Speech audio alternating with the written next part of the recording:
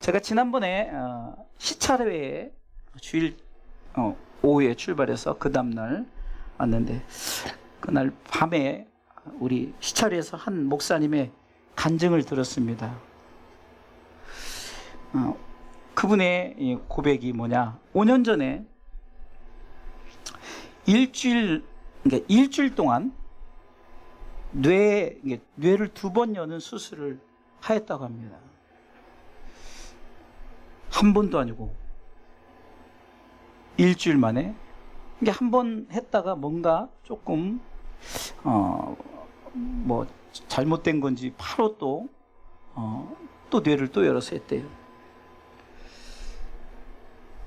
뇌 수술을 할 때 특히 뭐 병원이야 항상 책임을 지지 않으려고 이제 중간에 뭐 예를 들어서 뇌를 건드리니까 뭐 문제가 돼서 아예 뭐 불수가 반신 불수라나요? 그렇게 될 수 있고 죽을 수도 있다, 이런 부분에 사인을 하고. 근데 그분이 이렇게 고백합니다. 그때 하나님이 살려주신 것은 자신과 사모님이 또 가족들이 늘 기도로 적금을 부었다. 그래서 기도는 적금이다라는 이 말씀의 간증을 들었습니다. 그래서 적금 부은 것을 이제 만기 곧 이제 그분의 간증으로 표현하면은 뇌 수술을 성공을 통해서 보상을 받았다, 이렇게 고백했습니다. 그래서 제가 그때 그 목사님이 기도는 적금이다라는 말을 제가 바로 또 받아 적었어요. 또 까먹거든요. 요즘에는 금방 해도 까먹어서 적어놨어요. 제목만 딱 적어놨어요. 그래서 오늘 말씀을 준비하게 되었습니다. 우리는 세상에서 많은 적금 또는 보험을 들어놓죠. 그런데 기도만큼 좋은 적금이나 보험은 없습니다. 오늘 본문의 예레미야는 시위대 뜰에 갇혔을 때 하나님이 2번째 나타나 말씀하시는 장면입니다. 오늘 본문을 통해서 왜 기도가 적금이고 보험인지 말씀을 통해서 나누어 보고, 그리고 기도의 적금의 만기는 어떻게 보상을 받는지를 말씀을 통해서 나누도록 하겠습니다. 자, 먼저 첫 번째 생각해 볼 것은, 첫 번째는 바로 이겁니다. 우리는 삶 가운데 위기를 만난다는 것입니다. 한번 읽어볼까요? 첫 번째 뭐라고요? 우리는 삶 가운데 위기를 만난다는 것입니다. 아멘. 오늘 본문에 보니까 예레미야 33장 1절에 예레미야가 아직 시위대 뜰에 갇혔을 때, 이렇게 나오죠. 본문의 예레미야가 위기를 만났습니다. 예레미야 32장 이 전장의 2절에 보면 예레미야 선지자가 시드기야 왕의 그 시대뜰에 갇힙니다.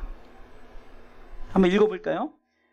예레미야 32장 2절에 읽습니다. 때에 바벨론 군대는 예루살렘을 에워싸고 선지자 예레미야는 유다 왕의 궁중에 있는 시대뜰에 갇혔으니. 지금 예레미야가 왜 갇혔을까? 어쩌면 예레미야에게 개인적으로는 시대뜰에 갇힌 상황이에요. 그런데 국가적으로는 바벨론 군대가 예루살렘을 포위한 상황 가운데 이르렀어요. 사실 오늘 본문의 32장에 보면 어쩌면은 처음부터 이 예레미야 선지자가 뜰에 갇혔을 때부터 그는 하나님께서 말씀하신 그것을 선포했습니다. 우리는 국가적인 위기를 만날 때도 있고 개인적인 위기를 만날 때도 있어요. 저와 여러분들에게는 지금 아까 간증했던 그 목사님에게는 이제는 모든 것을 다 내려놓고 정말로 이제는 하나님께 맡기고 어쩌면 굉장한 위기를 만나죠. 또 그분이 간증하는데 걸음을 못 걷는 거예요. 근데 그분이 요즘에는 그냥 몸이 너무 좋은 거예요. 이제 69세인데 배도 하나도 안 나오고. 그래서 내가 그랬어요. 목사님, 처음부터 이렇게 몸이 좋았습니까? 그랬더니 아니래요. 수년제는 어느 정도냐? 100m를 못 걸었대. 100m. 아니 10m를 못 걸었대. 기어서 10m를 갔대. 근데 이제 계속해서 걸어야 된다. 의사도 말하지만 의지가 대단한 거예요. 그래서 제가 참 의지가 대단하다. 그게 뭐냐면 10m를 기어서 걷고 또 걷고 하다가 이제 어느 정도 그러니까 밖에 나갈 때 이제 어떤 그 안진뱅이 의자 같은 걸 들고 나가가지고 좀 걷다 힘들면 앉아서. 근데 지금은 매일 8km를 걷는다는 거예요. 그러니까 그분이 어떤 위기를 만났을 때, 그러니까 위기는요, 그 목사님에게 뿐만 아니라 저 여러분들에게도 항상 있다는 거예요. 우리 아이들이 지금 예배를 열심히 드리지만 사실 오늘 금요일에는 원래 유도하러 가는 날, 유도하러. 근데 이 할아버지가 이렇게 모든 비용을 다 대줘서 좀 어려우니까. 근데 이 아이들이 그 어려움 통해서 기도하고 또 전화 회복된 것은 그 못 나가도 예배자로 쓰여지고 할렐루야. 그리고 이 아이들이 총명하잖아요. 제가 이렇게 영상을 올리고 그러면 이게 중국 사역자가 봅니다. 그래서 그 아이들이 누구냐 이를 물어봐요. 우리 교회 대들보다 이렇게.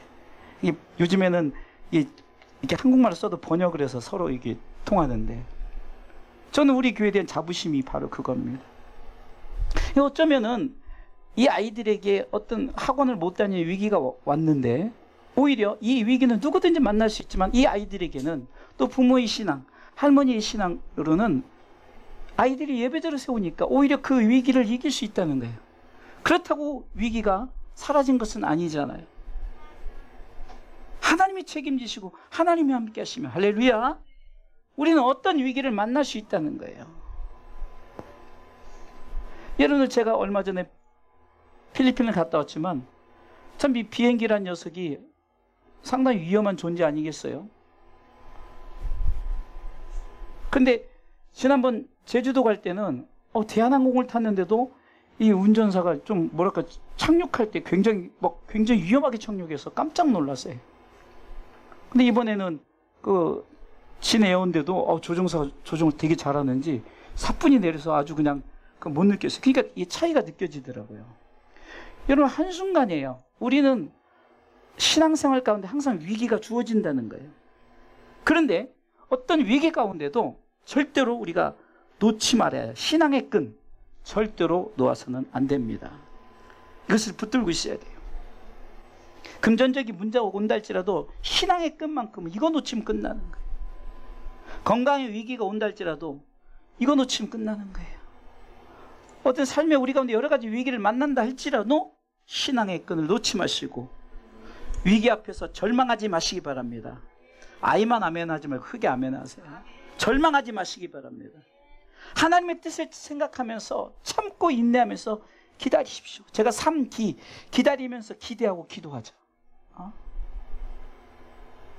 지금 예레미야 상황이 그런 거예요.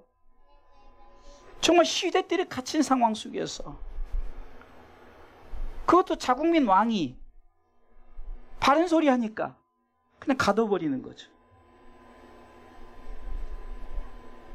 왜 삶의 위기를 우리에게 주신 줄 아십니까? 하나님은 우리의 믿음의 행동을 달아보시기 위해서 그래요.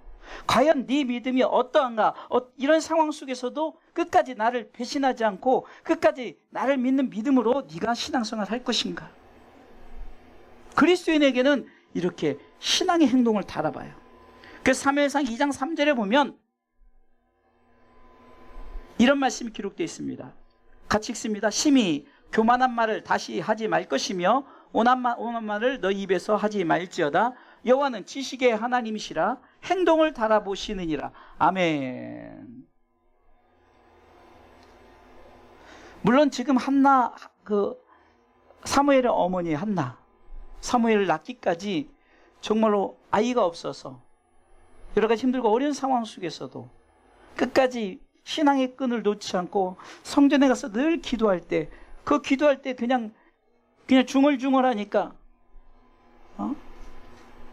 참 영안이 약했던 그 당시 주의 종 엘리 제사장은 너 술 취했냐 이럴 정도.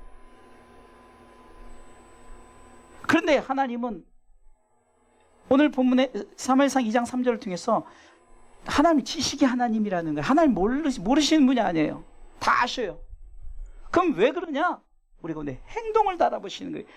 네가 어떠한가? 신명기 8장 1절 2절에 보면은 하나님께서는 광야의 길을 걷게 하신 것을 네가 기억하라. 그 이유는 네 마음이 어떠한지, 명령을 지키는지 아니 지키는지 그것을 시험해 보려고 그러는 거예요. 읽어보겠습니다. 내 하나님 여호와께서 이 40년 동안 2절부터요. 2절 읽겠습니다. 그냥 2절 띄워줬으니까.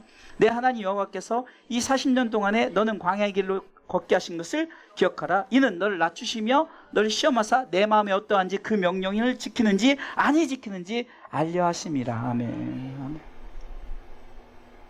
우리가 흔히 우리 지우기가 여기 길을 좀 위험한 길을 이제 간다 할 때 부모가 위험할수록 더 가까이 옆에서 이렇게 붙어가지고, 그런데 좀 담대함을 키우기 위해서 내두지만 그러나 어떤 위기가 만나면 언제든지 그냥 안아버리겠죠. 하나님이 우리 가운데 지금 우리 행동을 달아보시는 거예요. 네 행동이 어떠한지, 명령을 지키는지 아니 지키는지, 내 말대로 살려고 노력하는지.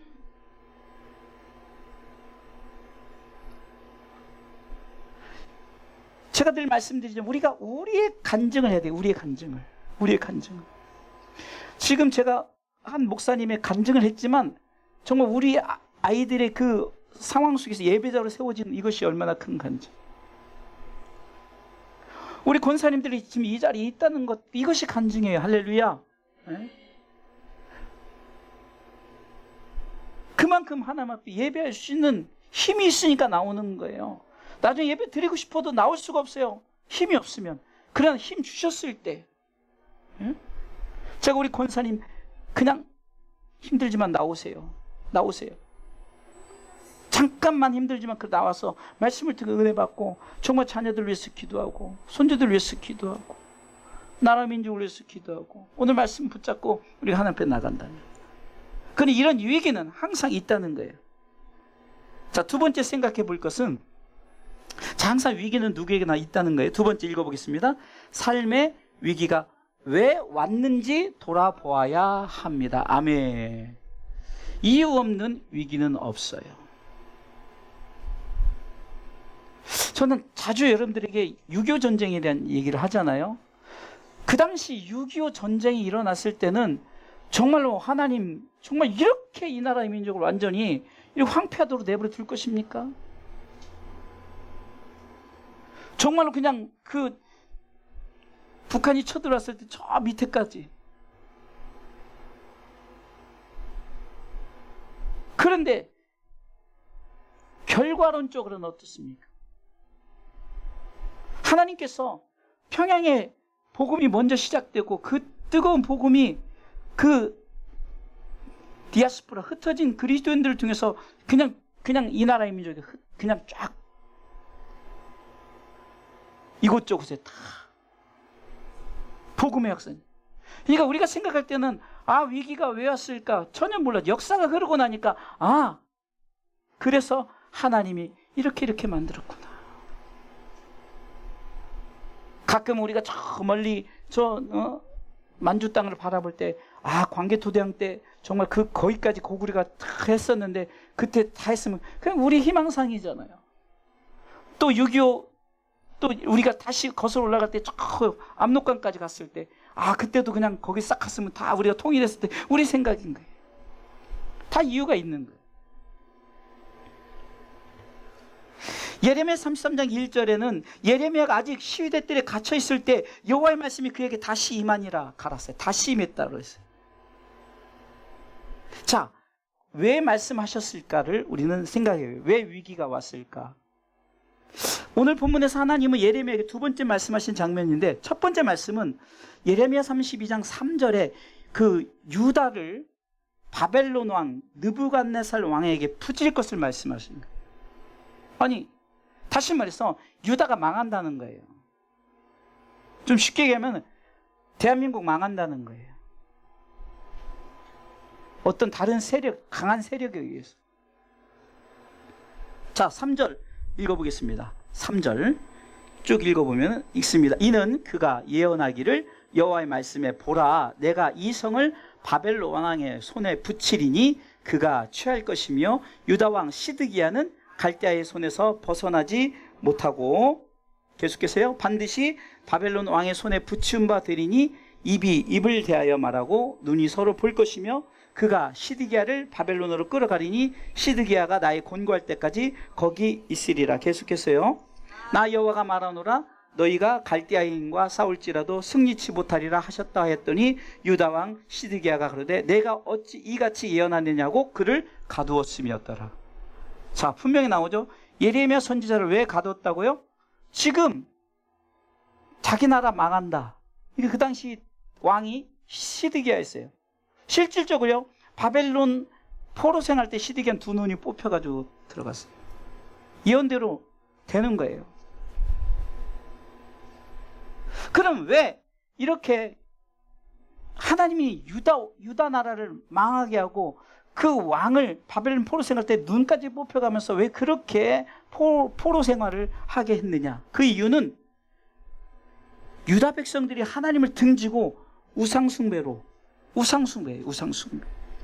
자, 예레미야 32장 33절로 35절 읽어보겠습니다. 그들이 등을 내게로 향하고 얼굴을 내게로 향치 아니하며 내가 그들을 가르치되 부지런히 가르칠지라도 그들이 교훈을 듣지 아니하며 받지 아니하고 내 이름으로 34절이요. 34절입니다.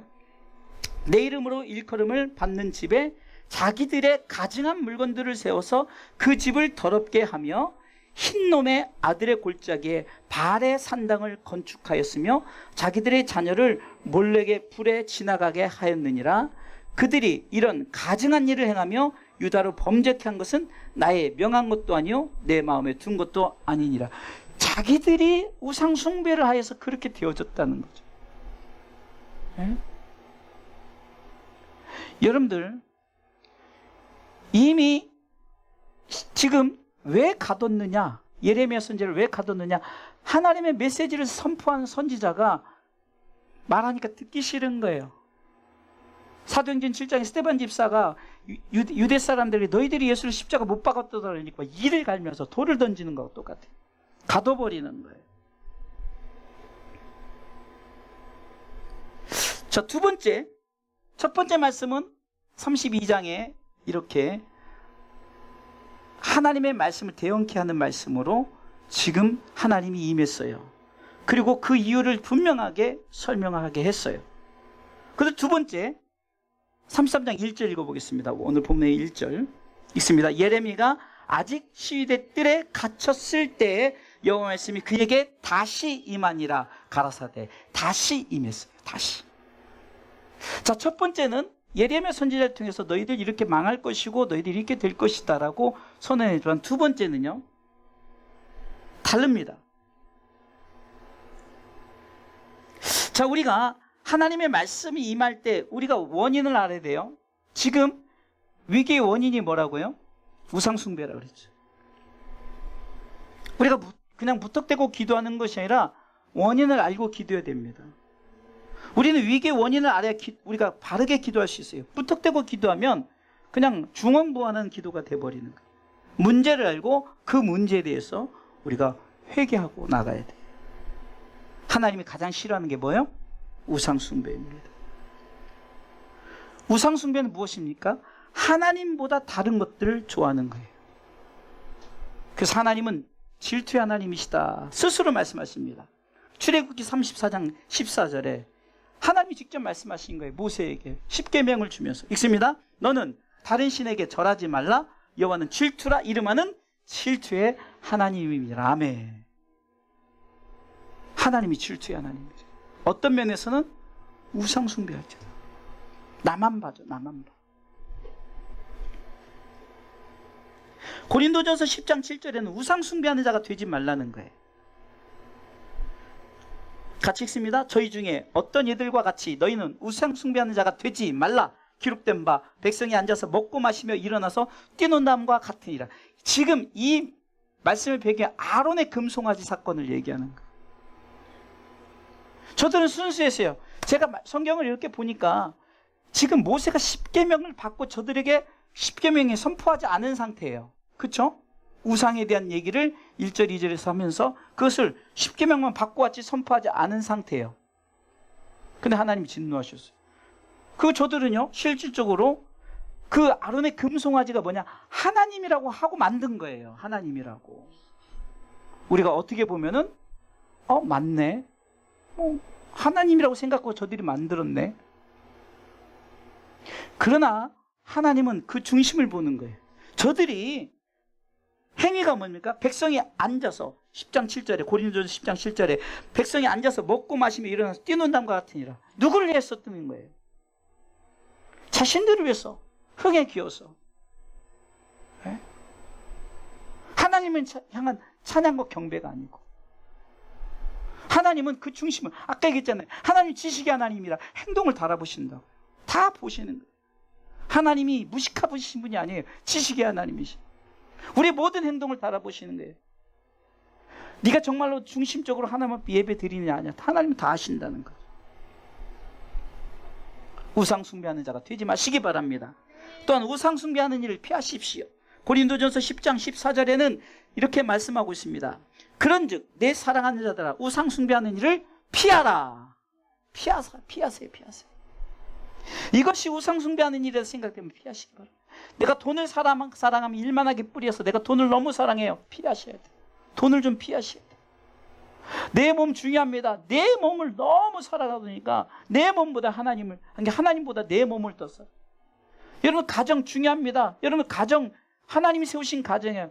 근데 그 가정이 하나님 뜻대로 살지 않고 그냥 놀고 먹고 마시고 뛰는데 그래도 우리 가정이 이렇게 행복한 게 좋아.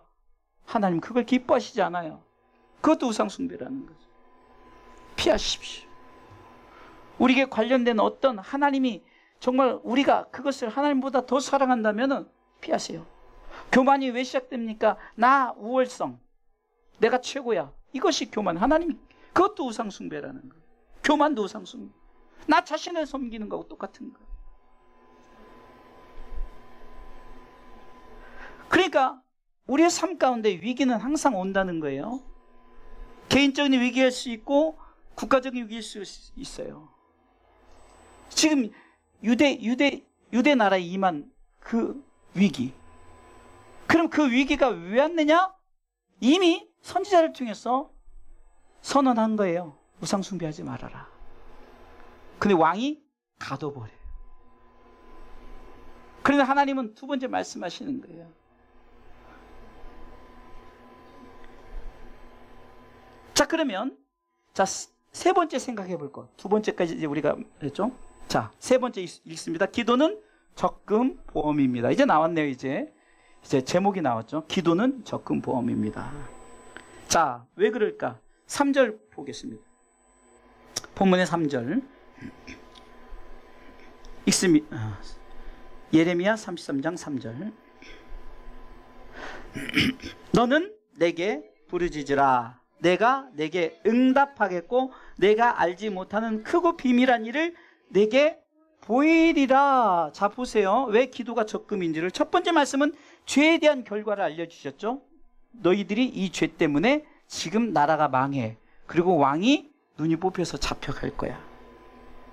근데 두 번째 말씀은 바로 위로의 말씀이에요. 뭐냐? 두 번째 말씀은 그의 백성을 격려해 주기 위함이었어요. 그러면서 예레미야 선지자를 통해서 분명하게 나는 누구인가, 내가 누구인지를 백성들에게 분명하게 선포하게 했어요. 자, 2절 읽어보겠습니다. 하나님이 누구이십니까? 읽습니다. 이를 행하는 여호와, 그것을 지어 성취하는 여호와, 그 이름을 여호와라 하는 자가 이같이 이르노라. 자, 하나님이 지금 자신을 소개합니다. 나는 이를 행하는 여호와야. 그것을 지어 성취하는 여호와야. 이 말은 하나님은 천지를 만드시고 지으신 분이라는 거예요. 다시 말해서 하나님은 비록 지금 예루살렘 곧 시온을 지으시고 형성하신 분이에요.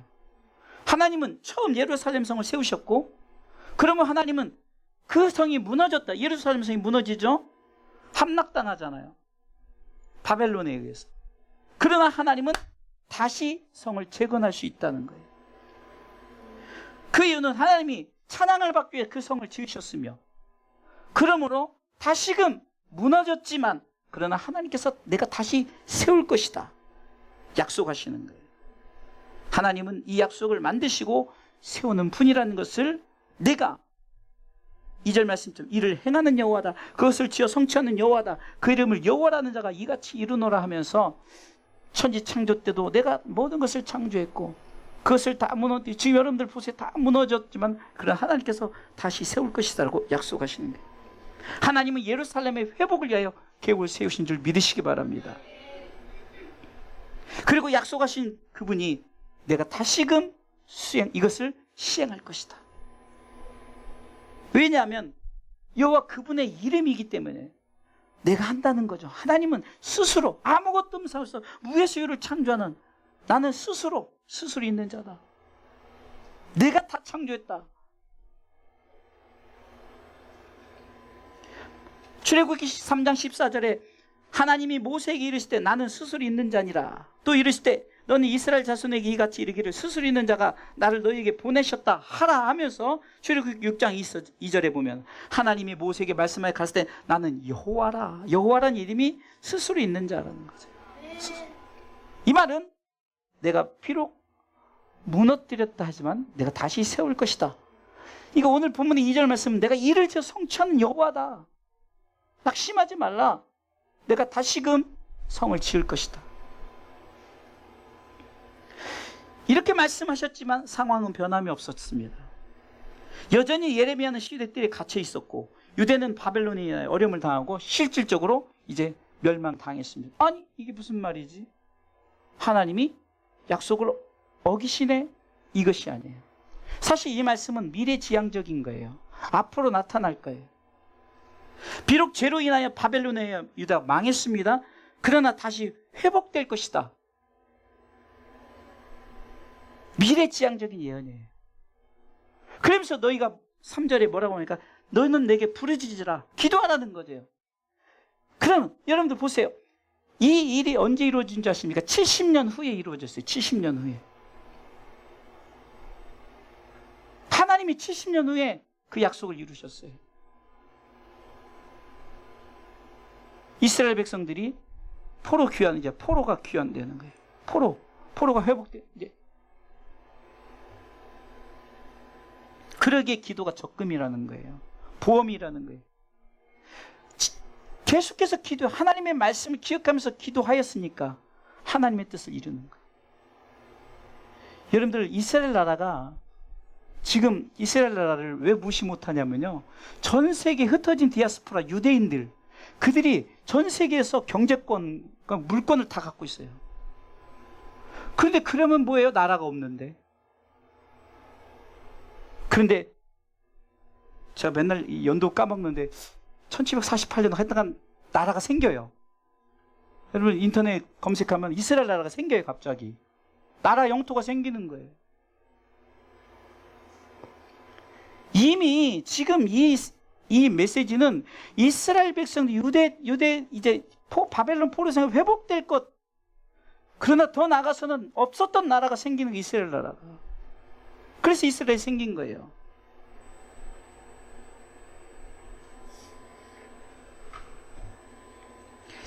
당장 이루어진 것은 아닙니다. 기도로 적금을 계속해서 들어놨더니 하나님이 이루어서 70년 만에 바벨론 포로 생활에서 돌아오게 하셨던 거예요. 그런데 여기서 우리가 생각해 볼 것은, 제가 땅의 것 얘기하려고 했겠습니까? 땅에서는 바벨론 포로 생활에서 돌아오는 것이고 땅에서는 이스라엘 없었던 나라가 생기는 것이에요. 그러나 이것은 땅에서 얘기하는 거고 우리에게 주시는 메시지는 하늘에서 역사예요. 하늘에서는 영원한 예루살렘 성이 우리에게 내려온다는 사실입니다. 할렐루야. 저는 이 말씀을 전하려고 기도가 적금이다. 성경은 땅에 있는 예루살렘 무너졌어요. 그러나 하늘에 있는 예루살렘은 하나님이 만드시고 이 땅에 내려오게 하신다는 약속을 말씀하셨어요. 자, 지난주 수요일에도 이 말씀을 잠깐 읽었는데요. 요한계시록 21장 1절과 2절 읽어보겠습니다. 있습니다. 또 내가 새 하늘과 새 땅을 보니 처음 하늘과 처음 땅이 없어졌고 바다도 다시 있지 않더라. 이것은 지금 지난 수요일에도 얘기했죠. 육적 땅, 육의 땅 예루살렘은 없어져 버려요. 무너져 버리는 거예요. 그러나 끝이 아니에요. 이를 지어 행하는 여호와, 성취하시는 여호와가, 나는 여호와가 어떻게 하시냐. 2절 말씀 읽어보겠습니다. 읽습니다. 또 내가 봄에 거룩한 성 새 예루살렘이 하나님께로부터 하늘에서 내려오니 그 예배한 것이 신부가 남편을 위하여 단장한 것 같더라. 아멘. 자, 육적인 것은 지금 예언대로 유대가 망했지만 70년 만에 회복되었어요. 그리고 실질적으로 그 없어졌던 이스라엘 나라가 지금 1748, 다 헷갈려요. 맨날 교회 해놓고 그 숫자 헷갈려요. 뭐 숫자 중요하지 않습니다. 나라가 다시 생겨요. 그것을 말하고자 하는 것이 아니에요. 땅의 예루살렘은 이제 다 없어져요. 하나님이 다 무너뜨려요. 왜? 하나님이 새하늘 새 땅을 만드셨으니까. 그 새하늘과 새 땅을 하나님께로부터 내려온다. 할렐루야. 성경이 정확하게 기록하고 있잖아요. 2절. 또 내가 봄에 거룩한 뭐예요? 새 예루살렘이죠. 그러니까 예루살렘은 땅의 예루살렘이에요. 새 예루살렘은 하늘의 예루살렘이에요. 그 성이 하나님께로부터 하늘에서 내려오니. 2절 띄워주세요. 또 내가 봄에 거룩한 성 새 예루살렘이 하나님께로부터 어디서 내려와요? 하늘에서 내려오니. 할렐루야. 성경은 말합니다. 요한 3서 1장 2절에 사랑하는 자여 내 영혼이 잘됨같이 내가 범사에 잘되고 강건하기를 내가 간구하노라. 자, 우리는 어떻게 보면 육적인 축복을 받은 것이 진짜 축복으로 착각하지만 그래서 성경은 영혼이 잘된 축복을 우선권으로 삼습니다. 영혼이 잘된 자는 하나님의 사랑을 받은 자예요. 영혼이 잘된 자의 삶은 이미 예루살렘 성의 신부가 되었다는 거예요. 할렐루야. 비록 땅에서는 어떤 상황이든지 제가 말씀드렸죠. 자족, 만족, 지족. 스스로 족한 줄 알아야 되고요. 만족할 줄 알아야 되고요. 내가 족한다고 내가 알아야 되는 거예요. 난 맨날 부족하다 그런 게 아니라 나는 항상 족하다. 그러게 이런 사람이 이렇게 고백하는 거예요. 나는 범사가 잘된 사람입니다. 할렐루야. 이렇게 고백하는, 정말 기도에 적금을 든 자들이 이렇게 고백한다는 거예요. 왜? 미래지향적인 거니까. 비록 땅에서는 거지 나사로처럼 정말로 병들어서 그냥 개가 그 병든 데를 핥고 결국은 그 삶 자체로 뭐 거지 나사로가 부자가 됐는데 그것도 그대로 죽었어요. 그런데 하늘에 갔더니 나사로의 품에 앉아있는, 아니 그 아브라함의 품에 앉아있는 거예요. 그 거지 나사로가 천국에 가 있는. 비록 거지 나사로는 거지의 삶을 살았지만 그는 영혼이 잘된 사람이라는 거예요. 기도의 적금을 들었던 사람이에요. 그래서 하나님 나라의 모든 것을 다 얻게 된 사람이라는 거예요. 그렇기 때문에 우리는 기도가 적금이다. 그러면 자, 결론적으로 말씀드릴게요. 좀 더 우리가 결론에서 한번 생각해 볼게요. 그럼 기도의 적금은 뭘까? 자, 읽어보겠습니다. 하나님의 나라와 그의 의를 구하는 것입니다. 아멘. 역사적인 그 성경의 이 사건들, 히스토리들은 결국은 우리 가운데 무엇을 우리 가운데 알게 하고 깨닫게 하고 그것을 취하게 하느냐. 바로 우리에게 주실 하나님의 나라, 천국에 대한 얘기인 거예요. 그래서 예수님께서도 이 땅에 오셔서 첫 선포가 회개하라, 천국이 가까웠느니라. 천국 얘기한 거예요. 천국은 마치 천국은 천국.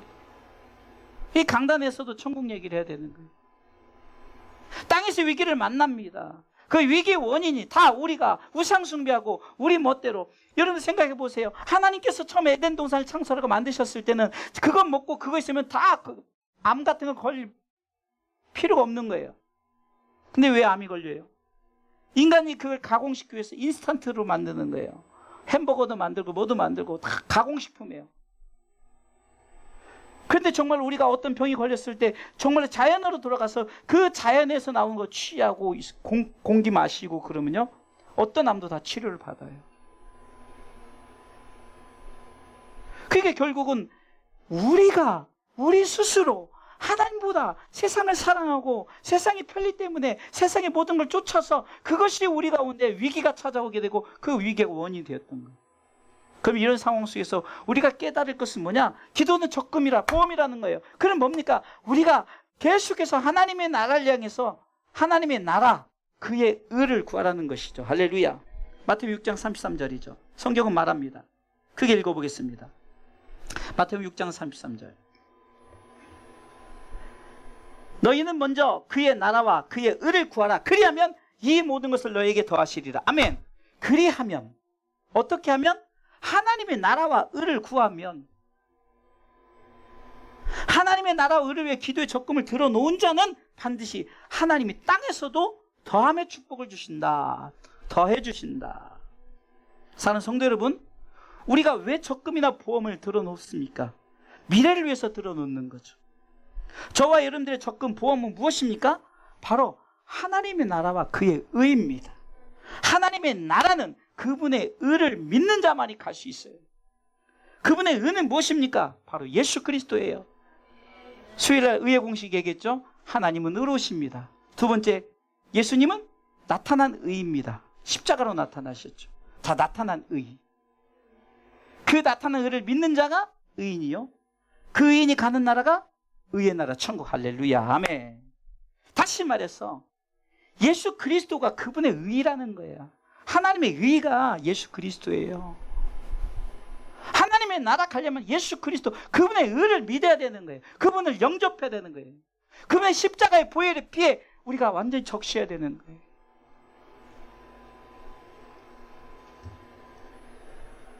다시 말해서 하나님의 의인, 하나님의 의, 예수 그리스도를 믿는 자가 하나님의 나라에 들어갈 수 있다는 것입니다. 할렐루야.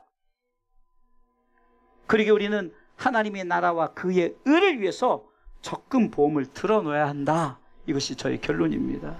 네? 결국은 땅에서의 적금, 그것은 여러분들이 미래를 위해서 적금 들어놓고 보험을 들어놓는 거죠. 안전을 위해서. 우리가 정말로 미래를 위해서 영원한 하나님의 나라를 우리가 생각하면서, 여러분, 기도의 적금. 그러면서 뭐라고 말합니까? 너는 내게 부르짖으라. 3절 읽어보겠습니다. 너는 내게 부르짖으라. 내가 내게 응답하겠고 네가 알지 못한 크고 비밀한 일을 너에게 보여주겠다는 거예요. 할렐루야. 네? 기도의 적금을 들으라는 거예요. 그럼 반드시 응답하겠고 네가 알지 못한 크고 비밀한 일, 하나님의 나라를 너에게 보여주겠다고 말씀하시는 거예요. 세 가지 기도의 적금을 위한 기도. 자, 기도 제목 제가 올렸습니다. 첫 번째 읽습니다. 삶의 위기에서 나의 신앙 상태를 돌아보게 하옵소서. 두 번째, 하나님이 싫어하는 우상 숭배의 일을 하지 말게 하옵소서. 세 번째, 하나님의 나라와 그의 의를 구하게 하옵소서. 우리